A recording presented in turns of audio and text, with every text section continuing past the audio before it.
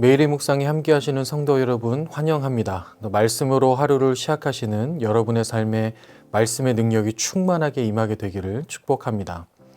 오늘 함께 나눌 말씀은 사사기 20장 12절부터 16절까지의 말씀입니다. 이 말씀을 봉독해 보도록 하겠습니다. 이스라엘 지파들이 베냐민 온 지파의 사람들을 보내어 두루 다니며 이르기를 너희 중에서 생긴 이 악행이 어찌 됨이냐. 그런즉 이제 기브아 사람들 곧 그 불량배들을 우리에게 넘겨주어서 우리가 그들을 죽여 이스라엘 중에서 악을 제거하여 버리게 하라 하나 베냐민 자손이 그들의 형제 이스라엘 자손의 말을 듣지 아니하고 도리어 성읍들로부터 기브아에 모이고 나가서 이스라엘 자손과 싸우고자 하니라.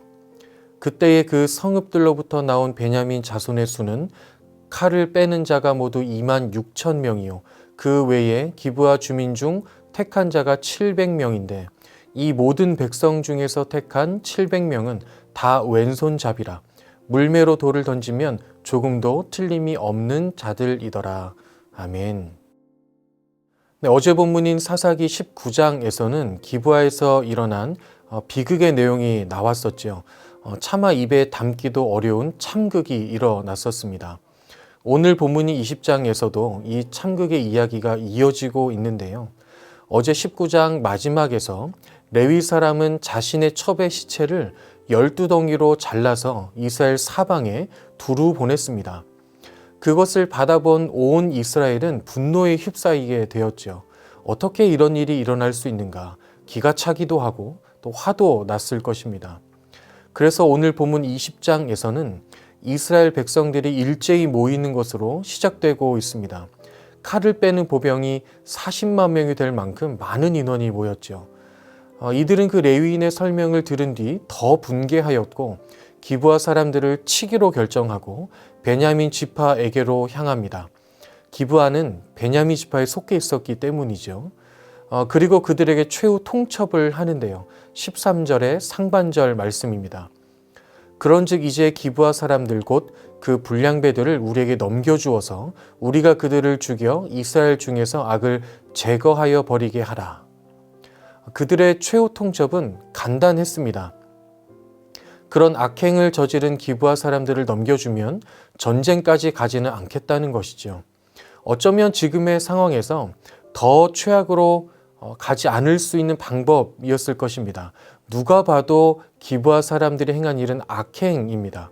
죄질이 아주 좋지 않은 심각한 죄였죠. 누가 봐도 자명한 일이었습니다. 그러니 그들을 넘겨주어 죄값을 받게 하면 동족끼리의 전쟁을 막을 수 있었던 것입니다. 이 방법 말고는 다른 해결책이 뚜렷이 보이지 않은 상황이었습니다. 그런데 베냐민 지파는 이해하기 힘든 대응을 하는데요. 오늘 본문 13절 하반절부터 14절까지를 읽어보겠습니다. 베냐민 자손이 그들의 형제 이스라엘 자손의 말을 듣지 아니하고 도리어 성읍들로부터 기브아에 모이고 나가서 이스라엘 자손과 싸우고자 하니라. 베냐민은 기브아의 불량배를 내주는 것이 아닌 나머지 이스라엘 지파들과의 전쟁을 택합니다. 형제 지파들과의 관계가 아닌 악행을 저지른 기브아 불량배들을 보호하기로 결정한 것이죠. 얼마나 어이가 없는 결정입니까? 어떻게 이런 결정을 내릴 수 있을까요? 정말 이스라엘 12지파 중 하나인 베냐민 지파가 정말 맞나 싶습니다. 베냐민 지파에 싸우는 자의 숫자가 2만 6천 명이 모였고 기브아 주민 중에서는 700명이 모였습니다. 아무리 그래봤자 나머지 이스라엘 지파들의 연합군에 비하면 턱없이 부족한 숫자인데도 베냐민은 전쟁을 선택한 것이죠. 이제 이어지는 20장의 나머지 본문에서는 결국 이스라엘 연합군과 베냐민 지파와의 전쟁이 일어나면서 이스라엘은 분열하게 됩니다. 여러분 지금 이 이스라엘 상황을 보시기 바랍니다. 그야말로 총체적인 난국이죠. 먼저 첩을 잃은 레위인을 생각해 볼까요? 레위인이 첩이 웬 말입니까? 정결하게 하나님의 성전 제사장 역할을 감당해야 하는 그 레위인이 아내 외에 첩을 두었다는 것은 그만큼 경건하지 못한 생활을 하고 있었다는 것이죠. 그럼에도 자신의 불경건함은 생각하지도 않고 이스라엘과 베냐민 지파의 분열을 초래하게 만들고 있습니다. 또 이스라엘 지파들의 연합군은 어떨까요? 기브아 사람들의 행태는 그야말로 악이고 죄입니다. 남자들이 남자와 관계를 하려고 했고 그 외에도 윤간을 저지른 이 사람들을 말해서 뭐 하겠습니까? 분명히 이들은 그 죄에 대한 처벌을 받아야 했죠. 그럴 정도로 아주 심각한 죄였습니다. 아주 무거운 죄였죠. 그런데 그 죄에 대응하는 태도가 어땠는가 하면 제비를 뽑아서 베냐민을 치자는 것이었습니다. 죄의 심각성에 비하면 대단히 안일한 태도가 아닐 수 없죠. 제비를 뽑아서 뽑히는 사람이 가서 베냐민과 싸우게 하는 것입니다. 그 안일한 태도로 했을 때에 결국 베냐민과의 첫 번째 전투에서 패하게 되는 결과를 맞이하게 됩니다. 마지막으로 베냐민 지파는 어땠습니까? 아무리 자기 지역에 거하는 사람들이라고 해도 악과 죄에 대해서는 철저하게 징계해야 했죠. 자체적으로 하든 넘겨주든 그들의 죄에 대한 징계를 받게 했어야 했습니다. 하지만 그들은 오히려 그들을 보호하기로 결정했습니다. 이것은 어떤 이유에서든 하나님 기뻐하시는 모습은 절대 아니겠죠. 죄를 용인하는 것을 하나님께서 어떻게 기뻐하시겠습니까?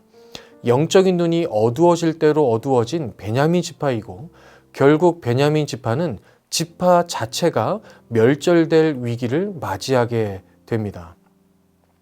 여러분, 이 모든 일이, 이 총체적 난국이 무엇 때문에 일어나고 있는 것입니까? 왜 이스라엘이 이 지경까지 오게 되는 것일까요? 이것은 그들의 죄 때문입니다. 이스라엘은 이미 죄에 물들어 있었던 것이죠. 앞서 말씀드린 것처럼 정결하게 하나님을 섬겨야 하는 레위인이 음란의 죄에 물들게 되니 자신이 처벌된 것이 부끄럽지 않고 당당하였고 이것이 죄인 줄도 모르게 되었습니다. 그래서 스스로 분열의 씨앗이 되고 있는 것이죠. 이스라엘 사람들도 제비를 뽑아 싸우게 하는 것을 볼 때 죄에 이미 무뎌져 있었음을 알 수 있습니다. 죄에 민감했다면 지금보다는 조금 더 무겁고 신중하고 진중하게 대처하지 않았겠습니까? 그래서 이들의 대처 역시 분열의 씨앗이 되고 있습니다. 베냐민 지파도 기브아 사람들이 저지른 죄를 덮어주고 그들을 보호하는 선택을 했던 것으로 보아 이 죄가 얼마나 심각한 것인지, 이것으로 얼마나 큰 분열이 일어나게 될 것인지를 전혀 인식하지 못하고 있었죠. 죄에 무뎌질 대로 무뎌진 그런 모습입니다. 결국 그들 역시 분열의 씨앗이 되었습니다. 사랑하는 여러분, 죄는 이것처럼 영향력이 있습니다. 죄는 파괴력이 있고 파급력이 있습니다. 죄는 하나님과의 관계를 깨뜨리고 사람들 사이의 관계를 깨뜨립니다. 그래서 결국 분열을 만들어내죠. 그래서 우리는 죄에 대해 항상 민감함을 가져야 하는 것입니다. 죄에 무뎌지지 않게 해야 하는 것이죠. 죄가 우리를 파괴하지 않도록, 우리를 분열시키지 않도록 말입니다. 그러면 죄에 대해 무뎌지지 않고 민감함을 가지려면 어떻게 해야 하겠습니까? 여러분, 그래서 말씀을 붙드는 것이 중요합니다. 하나님께서 가나안 정복 전쟁을 시작하기 전 이스라엘 백성들에게 이와 같이 말씀하셨는데요. 신명기 6장 6절부터 9절까지의 말씀입니다. 오늘 내가 내게 명하는 이 말씀을 너는 마음에 새기고 내 자녀에게 부지런히 가르치며 집에 앉았을 때든지 길을 갈 때든지 누워 있을 때든지 일어날 때든지 이 말씀을 강론할 것이며 너는 또 그것을 내 손목에 매어 기호로 삼으며 내 미간에 붙여 표로 삼고 또 내 집 문설주와 바깥문에 기록할지니라. 가나안 땅에 정착해서 평안하게 살아갈 그때에 하나님을 잊지 않고 살도록 말씀을 마음에 새기고 항상 강론하며 손목에 메고 미간에 붙이고 문설주에 기록하라고 하십니다. 말씀을 붙드는 것이 하나님을 잊지 않고 죄에 대해 경계하고 민감하게 살아갈 수 있는 방법임을 알려주시는 것이죠. 사랑하는 여러분, 말씀을 붙드시기 바랍니다. 우리를 파괴하고 분열시키고 하나님으로부터 멀어지게 만드는 그 죄로부터 우리 자신을 지킬 수 있는 힘, 말씀입니다. 말씀을 붙들고 살아가서 죄에 빠지지 않고 하나님과 함께 계속해서 살아가시는 저와 여러분 되시기를 주님의 이름으로 축원합니다. 아멘. 기도하겠습니다. 사랑하는 하나님, 우리의 죄가 우리 스스로를 파괴하고 공동체를 분열시키고 하나님으로부터 멀어지게 만드는 것임을 다시 한번 깨닫습니다. 하지만 죄에 물들어 죄에 무뎌진 우리임을 또한 깨닫게 됩니다. 우리를 긍휼하게 여겨주시고 우리 스스로를 매일마다 매 순간마다 말씀의 빛으로 조명함으로 죄에 대해 무뎌진 우리의 마음을 다시 세울 수 있도록 우리를 인도하여 주옵소서. 말씀의 능력을 힘입어 죄로부터는 멀어지고 주님과는 더 가까워지는, 주님과 날마다 친밀하게 동행하며 살아가는 오늘 하루가 되게 하여 주옵소서. 감사드리며 예수님의 이름으로 기도합니다. 아멘.